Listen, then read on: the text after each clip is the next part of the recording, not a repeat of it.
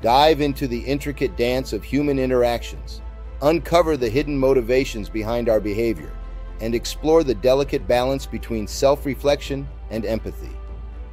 After analyzing for quite a few years this individual called Joshua, it's evident that when people unfriend or block him, instead of simply accepting it or letting it go, he tends to try to degrade them.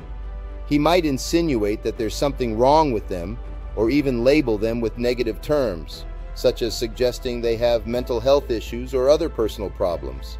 He might say things like, they must be narcissistic, or they have borderline personality disorder, as a way to explain why they chose to distance themselves from him.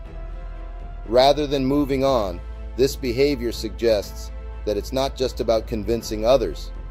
He's also attempting to convince himself, and that's usually a sign that it bothers him. It seems he hopes that others will agree with his perspective. However, when others don't, he resorts to labeling them as well, and that's why he inadvertently lowers himself without realizing it. Additional advice: 1.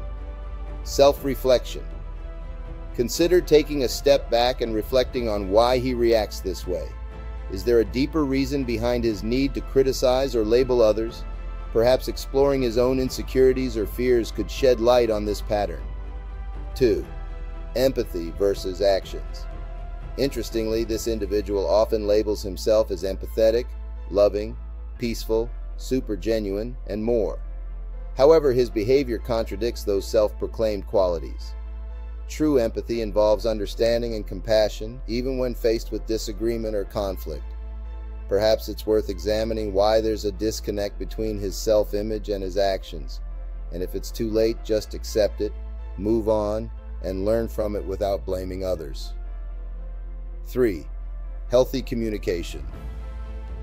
Instead of resorting to insults or armchair diagnoses, he should try engaging in open and respectful communication. He should seek to understand the other person's perspective without immediately judging or labeling them. Especially if he claims to be trying to help people, remember that his behavior reflects on him. 4. Acceptance. Sometimes people's choices have nothing to do with us. He should accept that not everyone will agree with him, and that's okay. He should focus on personal growth rather than seeking external validation. Hopefully these 4 points help. So, join the conversation. How can we bridge the gap between our self-image and our actions, especially when faced with rejection?